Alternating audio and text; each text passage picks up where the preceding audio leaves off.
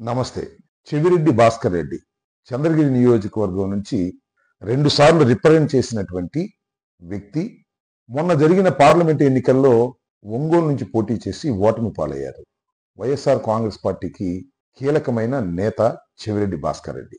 ఈ ప్రభుత్వం అధికారంలోకి వచ్చిన దగ్గర నుంచి చెవిరెడ్డి భాస్కర్ రెడ్డిని వెంటాడి వేధించాలనేటువంటి ప్రయత్నం చాలా చురుగ్గా సాగుతుంది. ఆ క్రమంలోనే మొన్న చెవిరెడ్డి భాస్కర్ రెడ్డి మీద ఒక విచిత్రమైనటువంటి కేసుని రిజిస్టర్ చేశారు.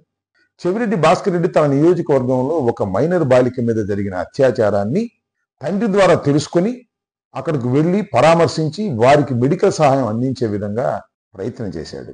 10 సంవత్సరాల పాటు ఆ నియోజకవర్గాన్ని రిప్రజెంట్ చేసినటువంటి వ్యక్తిగా ఒక బాలిక మీద అత్యాచారం జరిగిందని తెలుసుకున్న తర్వాత వెళ్లి పరామర్శించడం తన బాధ్యతగా భావించినటువంటి వ్యక్తి భాస్కర్ రెడ్డి. అది చాలా పెద్ద తప్పు అయిపోయింది. ఏదో ఒక విధంగా ఇదే సందని భావించి ఆయన మీద సంఘటన జరిగిన 22 రోజుల తర్వాత ఆ పిల్ల తండ్రి మీద ఒత్తిడి చేసి ఒక కంప్లైంట్ తీసుకున్నారు. ఇది ఫాల్స్ కంప్లైంట్. ఈ కంప్లైంట్ తీసుకుని ఆయన మీద కేసు రిజిస్టర్ చేశారు. పోలీసు వారు ఎందుకనో నాకు తెలియదు కానీ నిష్పక్షపాతంగా ఉంటారని నేను అనుకోను, కానీ మరీ ప్రభుత్వం ఏం చెబితే అది చేసేంత బలి తెగిస్తారని మాత్రం నేను ఎప్పుడు ఊహించలేదు. ఎస్సీ ఎస్టీ అట్రాసిటీస్ యాక్ట్ పెట్టడం ఒక తప్పు, రెండవది ఫోక్స్ యాక్ట్ ఆయన మీద పెట్టడం మరొక తప్పు.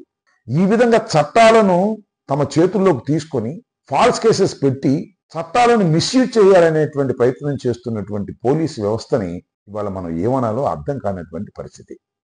చెవిరెడ్డి భాస్కర్ రెడ్డి ఒక్కనే కాదు, ఈ రాష్ట్రంలో వైఎస్ఆర్ కాంగ్రెస్ పార్టీకి సంబంధించినటువంటి నాయకులందరి మీద, సోషల్ మీడియా యాక్టివిస్టుల మీద ఈ యాక్షన్ కూడా మిస్యూజ్ చేసి వాటిని ప్రయోగం చేస్తున్నారు.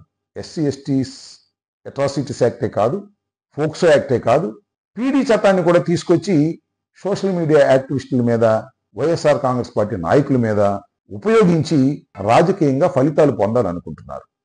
లోకేష్ బాబే స్వయంగా ఫోన్ చేసి ఫలానా చెవిరెడ్డి భాస్కర్ రెడ్డి మీద కేసు పెట్టమని చెప్తాడు. మీరు కేసు పెడతారు, సెక్షన్ చూసుకోరా అని అడుగుతా ఉన్నా. ఆ ఫిర్యాదు ఏమిటి, చేసిన నేరం ఏంటి, ఆ సెక్షన్స్ ఏంటి, అవేమీ చూసుకోకుండా చట్టాలన్నింటినీ కూడా దాటేసి యాక్షన్ అన్నింటినీ కూడా మిస్యూజ్ చేసి ఆ యాక్షన్ లో బెయిల్ రాకోకుండా ఉండేటటువంటి సెక్షన్స్ ఏమైతే ఉంటాయో వాటిని ఎఫ్ఐఆర్లు వేసేసి కోర్టులో ప్రొడ్యూస్ చేసి బెయిల్ రాకోకుండా చేయాలి అనుకుంటున్నారు మీరు, లేదా లోకేష్ బాబు గారు. రెడ్ బుక్ ఆధారు ఎన్నాళ్ళు బెయిల్ రాకుండా చేయగలుగుతారు? ఒక 2 నెలలు రాకుండా చేయగలుగుతారు, 3 నెలలు రాకుండా చేయగలుగుతారు, అంతే కదా. ఈ 2-3 నెలలకే చెవిరెడ్డి భాస్కర్ రెడ్డి బెదిరిపోతాడు అనుకుంటున్నారా? ఇంతకుముందు జైల్లో చెవిరెడ్డి భాస్కర్ రెడ్డి లేడా? కాబట్టి నేను చెప్పదలుచుకున్నది ఏంటంటే, ప్రభుత్వం పాలనంతా గాలికి వదిలేసి తనకొచ్చిన అధికారంతో వైఎస్ఆర్ కాంగ్రెస్ పార్టీ మీద కేసులు పెట్టి వేధించాలి, పార్టీని అణగదొక్కాలనేటువంటి ఒక వ్యూహంతో మీరు ముందుకు వెళుతున్నారు. ఈ వ్యూహం సక్సెస్ అవుతున్నటువంటి పరిస్థితులు ఏమీ కనిపించవు మీకు. తాత్కాలికంగా ఏదో భయపడిపోయినట్టుగా కనిపిస్తారు కానీ కొంతమంది తర్వాత ఇంతకు రెండింతలై విజృంభించి ముందుకు వస్తారనే విషయాన్ని చరిత్ర ఒకసారి మీ వెనక్కి తిరిగి చూస్తే అర్థమవుతుంది. చంద్రబాబు నాయుడు గారు నాకు తెలిసి ఇంతకు ముందు 2-3 సార్లు ముఖ్యమంత్రిగా చేశారు. ఆయన పరిపాలన నేను చూశాను. ఇంత కక్ష సాధింపు చర్యలు ఎప్పుడూ లేవు, ఉన్నాయి కానీ ఇంతగా లేవు. ఎందుకు ఇప్పుడు ఇంత కక్ష సాధింపు చర్యలు వస్తున్నాయంటే దానికి ప్రధానమైనటువంటి కారణం స్టీరింగ్ చంద్రబాబు నాయుడు గారి చేతిలో లేదు. స్టీరింగ్ ఆయన ముద్దుల కొడుకు నారా లోకేష్ చేతిలో ఉంది. అందువల్ల ఆ స్టీరింగ్ ఇటుబడితే అటు తిప్పుతున్నాడు. తిప్పి ఎక్కడికి వెళ్తుందో తెలుసా? యాక్సిడెంట్ అవుతుంది. ఇప్పటికైనా చంద్రబాబు నాయుడు గారు మీరు దయచేసి ఆ స్టీరింగ్ని మీ చేతిలోకి తీసుకుని సక్రమంగా నడిపేటటువంటి ప్రయత్నం చేయండి. ఈ రాష్ట్రంలో మీ మీద ఆశ పెట్టుకుని ఓట్లు వేసినటువంటి ప్రజానీకానికి మీరిచ్చిన వాగ్దానాలను నెరవేర్చే కార్యక్రమం చేయండి తప్ప ఇలాంటి ఫాల్స్ కేసెస్ పెట్టి బెయిల్ రాకోకుండా నిరోధించి ఎక్కువ కాలం జైల్లో పెట్టాలి అనేటువంటి భావనతో మీరు పరిపాలన సాగిస్తూ ఉంటే తిరుగుబాటు వస్తుంది. ఇవాళ చెవిరెడ్డి భాస్కర్ రెడ్డి కావచ్చు, లేదా మరొకరు కావచ్చు, వీళ్ళందరూ కూడా తిరుగుబాటుకు సిద్ధమవుతారు. ఎప్పుడు బలంగా ఉండరు, మీరు బలహీనపడతారు.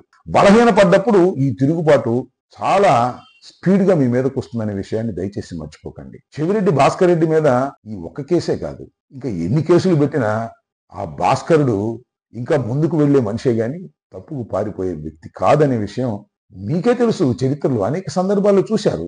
2014 నుంచి 2019 వరకు మీరు అధికారంలో ఉన్నప్పుడు, ఆయన శాసనసభ్యుడిగా ఉన్నప్పుడు అతన్ని ఎంతగా వేధించారో, ఎన్ని కేసులు ఆయన మీద పెట్టారో ఒకసారి వెనక్కి తిరిగి చూసుకోండి. పోలీసులు కూడా ఈ సందర్భంగా నేను మనవి చేస్తున్నా. డీజీపీ గారి దగ్గర నుంచి ఎస్పీ గారి దగ్గర వరకు మీకు తెలియకోకుండా ఏదీ జరగదు. ఒక మాజీ శాసనసభ్యుడి మీదో, ఒక సోషల్ యాక్టివిస్ట్ మీదో, ఒక నాయకుడి మీదో కేసు పెట్టేటప్పుడు డీజీపీ దాకా కూడా చర్చిస్తున్నారు. కేసు పెట్టేటప్పుడు ఏ సెక్షన్ వేయాలో కూడా లోకేష్ గారు మీకు చెబుతున్నాడు. ఇది ఒక విచిత్రమైన దారుణమైనటువంటి పరిస్థితి రాష్ట్రంలో నెలకొని ఉన్నది. ఈ పోలీసు అధికారులందరికీ నేను మనవి చేసేది ఏమిటంటే, మీరు నిష్పక్షపాతంగా ఉంటారని నేను అనుకోను, కానీ ఇంతగా బరిదిగించడం మాత్రం సమంజసమైన విషయం కాదనేది గుర్తుపెట్టుకోండి. రాబోయే కాలంలో మీరు తప్పనిసరిగా ఇబ్బంది పడతారు అనేటువంటి విషయం మీరు ఒకసారి వెనక్కి తిరిగి చూసుకోండి. ఇప్పుడు చాలా మంది ఐపీఎస్ ఆఫీసర్ల మీద కేసులు పెట్టారు. ఒక ఐపీఎస్ ఆఫీసర్ని అరెస్ట్ చేశారు. అంటే ఐపీఎస్ ఆఫీసర్ల మీద కేసులు పెట్టడం అనేది ఒక కొత్త సాంప్రదాయం వచ్చేసింది. ఐపీఎస్ ఆఫీసర్ని అరెస్ట్ చేసే సాంప్రదాయం కూడా వచ్చేసింది. ఈ సాంప్రదాయం మేము పెట్టింది కాదు, చంద్రబాబు పెట్టింది. రాబోయే కాలంలో ఇదే జరుగుతుందనేది ఎందుకు అనుకోరు మీరు? కాబట్టి కాస్త విచక్షణ జ్ఞానాన్ని ఉపయోగించి ఎవరి మీదైనా కేసు పెట్టేటప్పుడు ఫ్యాక్ట్స్ కి తగ్గట్టుగా కేసులో సెక్షన్స్ ఉన్నాయో లేవో ఆలోచించుకు పెడితే మంచిది అనేది నా అభిప్రాయం.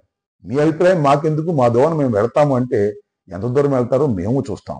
అందువల్ల నేను ప్రత్యేకంగా చెప్పదలుచుకున్నది ఏమిటంటే, చెవిరెడ్డి భాస్కర్ రెడ్డి అనేటువంటి వ్యక్తి మీద, మా నాయకుడి మీద మీరు ఫోక్సో కేసు లేదా ఎస్సీ అట్రాసిటీస్ యాక్ట్ పెట్టి అతన్ని అణచాలని మీరు ప్రయత్నం చేస్తున్నారే, అతను అణిచే వ్యక్తి కాదని, అణిగే వ్యక్తి అంతకంటే కాదని, అది వికటిస్తుందని, చెవిరెడ్డి భాస్కర్ రెడ్డి దానికి సిద్ధంగా ఉన్నాడని మీరు గుర్తుపెట్టుకోండి. ఫైట్ చేస్తాడు, మీ సంగతి ఏంటో కూడా తేలుస్తాడు. అతని వెనక మేమందరం ఉంటాము అనేది కూడా ఈ సందర్భంగా మీకు అతి సవినయంగా చెప్పదలుచుకున్నాను. సమయం వచ్చినప్పుడు ఘాటుగా కూడా చెప్తామని ఈ సందర్భంగా తెలియజేస్తూ ధన్యవాదాలు.